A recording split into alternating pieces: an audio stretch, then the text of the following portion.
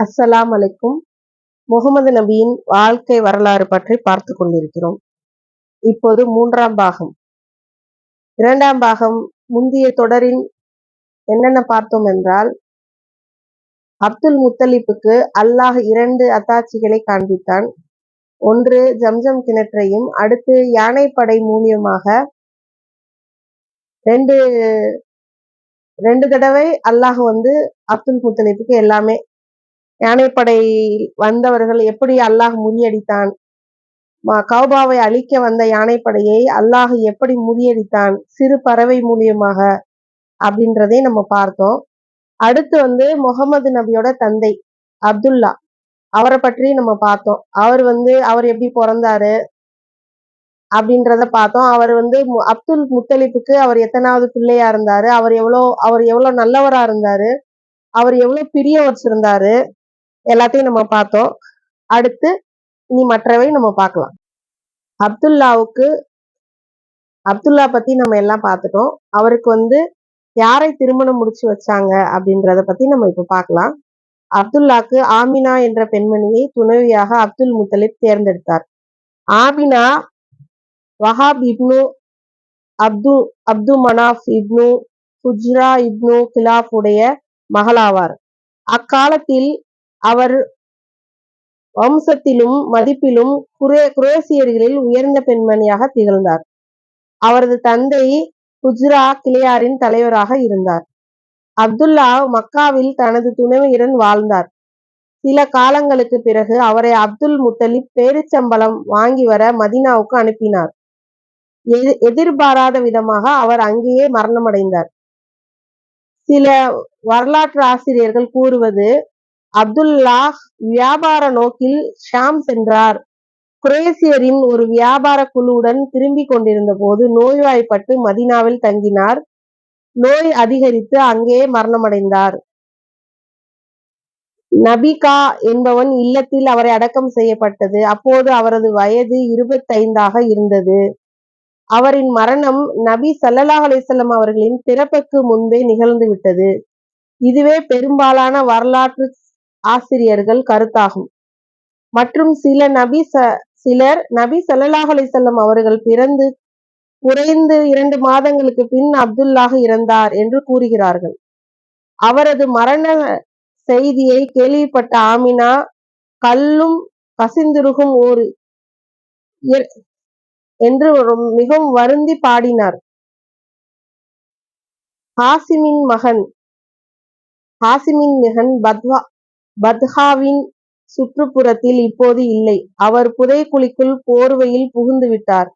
மரணம் அவரை அழைக்க அதற்கவர் பதில் தந்தார். மரணம் ஹாசிமின் மைந்தன் போன்றவரை கூட விட்டு வைக்கவில்லையே. அவன் கட்டிலை நண்பர்கள் அந்தியில் சுமந்தனர்கள். நெருக்கடியால் ஒருவர் பின் ஒருவராக மாற்றினார். மரணம் அவரை அழித்தது. ஆனால் அவரது புகழை அழிக்கவில்லை. அவர் மிகுந்த இரக்க சிந்தனை உள்ளவர், வாரி வழங்கும் வள்ளலாக திகழ்ந்தார் என்று பாடினார். 5 ஒட்டகைகள், சிறிய ஆட்டு மந்தை மற்றும் உம்மு ஐமான் என்ற புனைப்பெயருடன் பரஹா என்ற நீக்ரோ அடிமை பெண் ஆகியவற்றையே தனது குடும்பத்தாருக்கு அப்துல்லா விட்டு சென்றார். நபி ஸல்லல்லாஹு அலைஹி வஸல்லம் அவர்கள் வளர்ப்பதில் இந்த நீக்ரோ பெண்மணியும் பங்கு கொண்டார் என்பது இங்கு குறிப்பிடத்தக்கது. இப்பொழுது நபியுடைய பிறப்பு மற்றும் நபித்துவத்துக்கு முந்திய 40 ஆண்டுகள், அதை பற்றி பார்க்கலாம். அகிலத்தின் அருட்கொடை இறை தூதர்களின் தலைவர் மக்காவின் பனு ஹாசிம் பள்ளத்தாக்கில் ரபியுல் அவ்வல் மாதம் 9ஆம் நாள் திங்கட்கிழமை கிபி 571 ஏப்ரல் மாதம் 20ஆம் அல்லது 22ஆம் தேதி அதிகாலையில் பிறந்தார்கள். அது யானை சம்பவம் நடைபெற்ற முதலாம் ஆண்டு. மேலும் அனு ஷேர்வான் என்கின்ற கிஸ்ராவின் ஆட்சி முடிவுக்கு வந்த 40ஆம் ஆண்டு. இக்கருத்தையே அறிஞர் முகமது சுலைமான் உறுதிப்படுத்துகிறார் ரஹ்மத்துல்லாஹி அலைஹி. நபி ஸல்லல்லாஹு அலைஹி வஸல்லம் அவர்கள் பிறந்தபோது அவர்களது நுஃபத்துக் முன்னோடியாக ஆமினாவின் உடலிலிருந்து ஒரு பேரொளி வெளிப்பட்டது. அதன் பிரகாசத்தின் ஷாமின் கோட்டைகள் ஒளிர்ந்தன. நபி ஸல்லல்லாஹு அலைஹி வஸல்லம் அவர்கள் கத்னா செய்யப்பட்ட நிலையிலேயே பிறந்தார்கள்.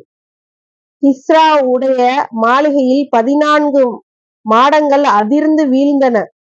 பல்லாண்டு காலமாக மாஜூசிகள் வணங்கி வந்த பிரம்மாண்டமான நெருப்பு குண்டம் அணைந்து விட்டது.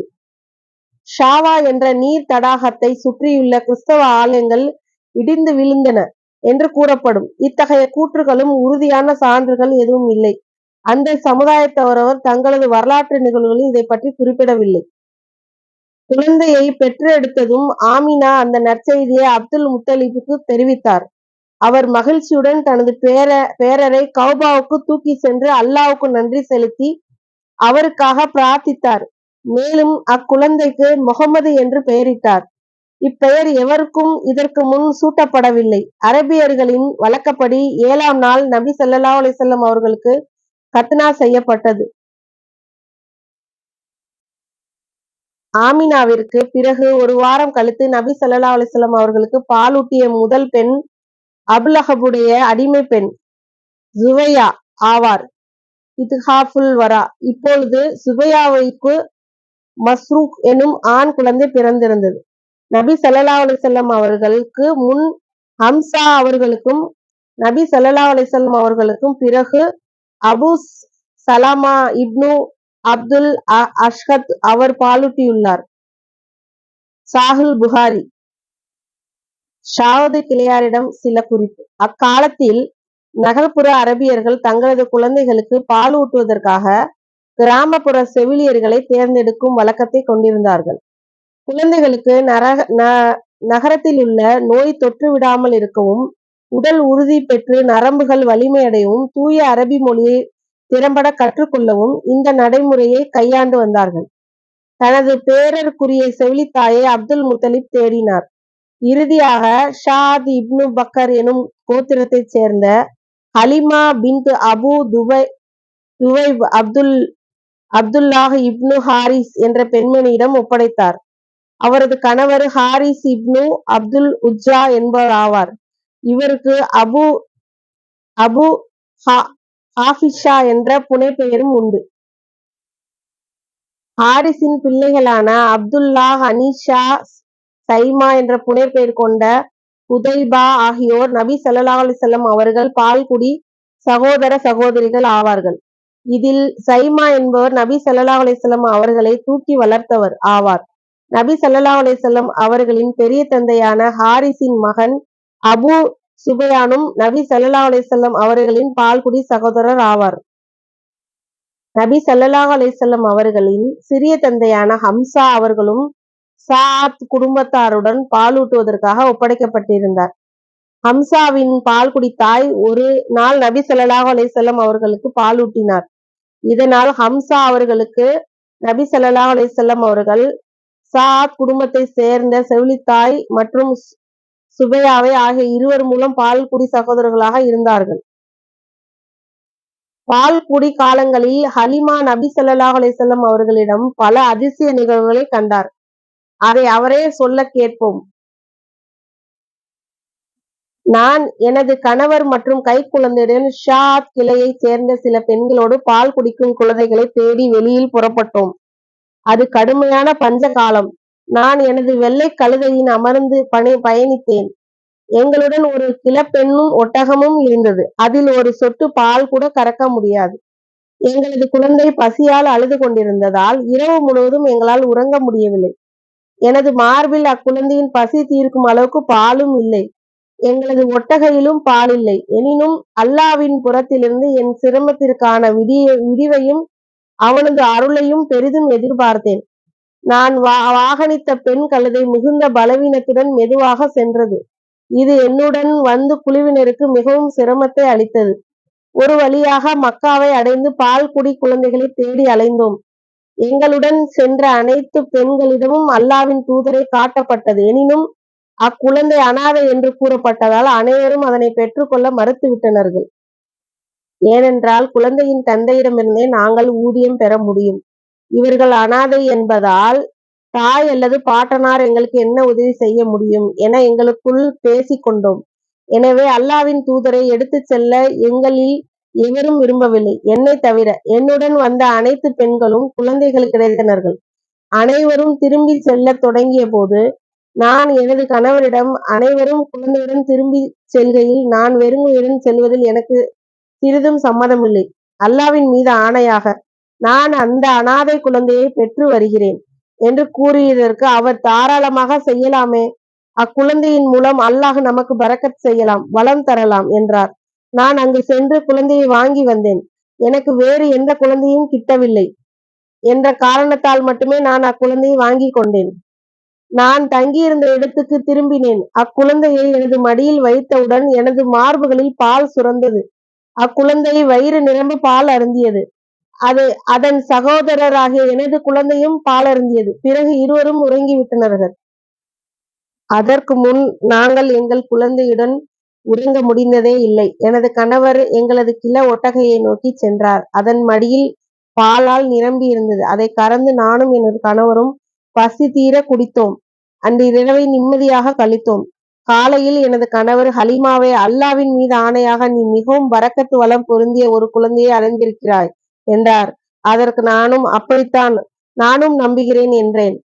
இப்படித்தான். பிறகு நாங்கள் எங்கள் பயணத்தை தொடர்ந்தோம்.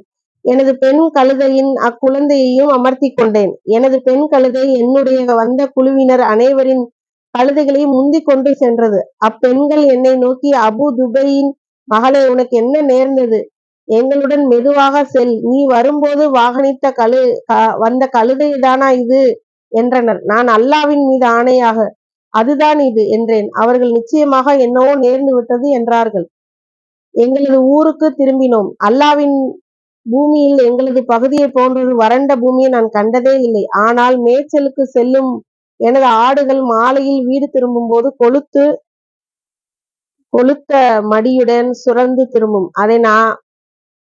அதை நாங்கள் கறந்து அருந்துவோம். எங்களைத் தவிர வேறு எவரும் தங்களது ஆடுகளில் ஒரு துளி பால் கூட கறக்க முடியாது. அவர்களது ஆடுகளின் மடிகள் வறண்டிருந்தன.